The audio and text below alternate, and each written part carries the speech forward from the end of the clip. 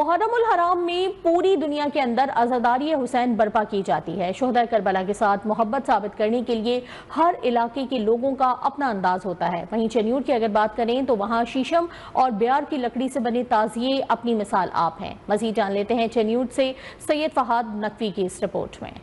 Karbala के मैदान में नवासा रसूल सल्लल्लाहु अलैहि वसल्लम और उनके अहल व अयाल को प्यासा शहीद कर दिया गया, जिसकी याद ताज़ा करने के लिए चनियोट में ख़ास लकड़ी और सुनहरी पॉलिश से तैयार करदा ताज़िए जलूसों और मजालस में बुलंद किए जाते हैं।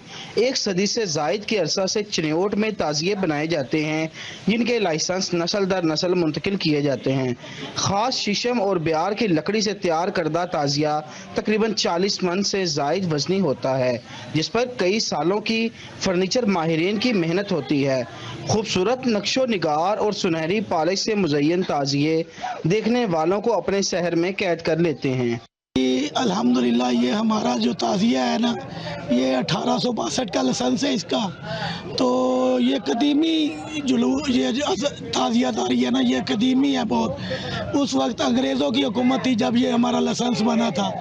तो ये ताज़िया जो है हमारा यहाँ से 8 मुहर्रम को सवार होता है, तो मुख्तलिफ रास्तों से जाता हुआ अपने मकाम तक पहुँच जाता है। 10 मुहर्रम उल हराम को चनियोट शहर के अंदर मौजूद 9 तारीखी ताज़िए एक ही जगह इकट्ठे किए जाते हैं, जहां एक ताज़िए को तकरीबन 40 से ज़ायद लोग मिलकर उठाते हैं।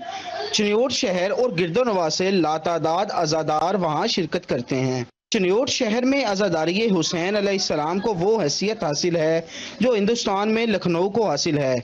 जगह जगह मजालिस का एहतमाम, घर घर लंगर और न्याज और सबीलों का सिलसिला इस बात का पैगाम देते हैं कि इस्लाम जिंदा होता है हर करबला के बाद। कैमरा टीम के साथ सैयद फहाद नकवी, न्यूज़ 1 चनियोट।